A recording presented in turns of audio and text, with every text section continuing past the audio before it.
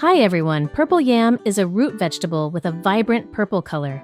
When cooked, it becomes soft and fluffy. It has a mildly sweet, nutty, and creamy flavor, making it perfect for snacks like fried cakes, sweet soups, or creamy stews. In today's video, I'm going to show you how to make a delicious and irresistible snack crispy fried purple yam cakes. This dish is made from purple yam, and once fried, the outside is perfectly crispy, while the inside stays moist and tender.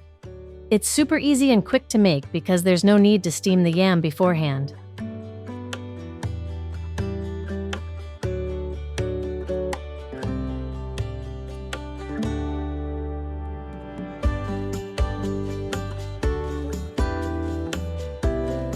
Before slicing the yam, I mix a bowl of lightly salted water using about half a tablespoon of salt.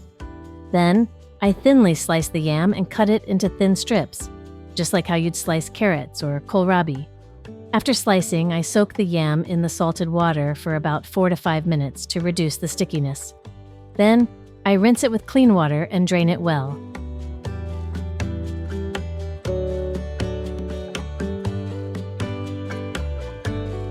I add all the dry ingredients into a large mixing bowl. That's the all-purpose flour, glutinous rice flour, tapioca starch, sugar, and a pinch of salt. Then I pour in the coconut cream and water and mix everything until the batter becomes smooth and slightly thick. If it feels too thick, just add a little more water to loosen it up. I also add a few drops of vanilla extract for extra aroma. Finally, I add the shredded yam into the batter and mix everything well.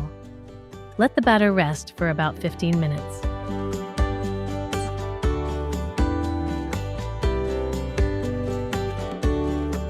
Heat up a generous amount of oil in a deep pan over medium heat.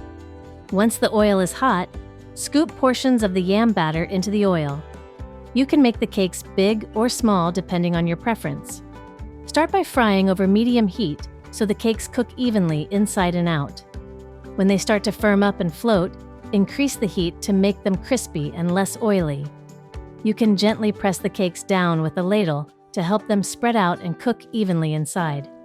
When the cakes start turning golden and the outer layer becomes firm, flip them over so both sides get that nice golden color.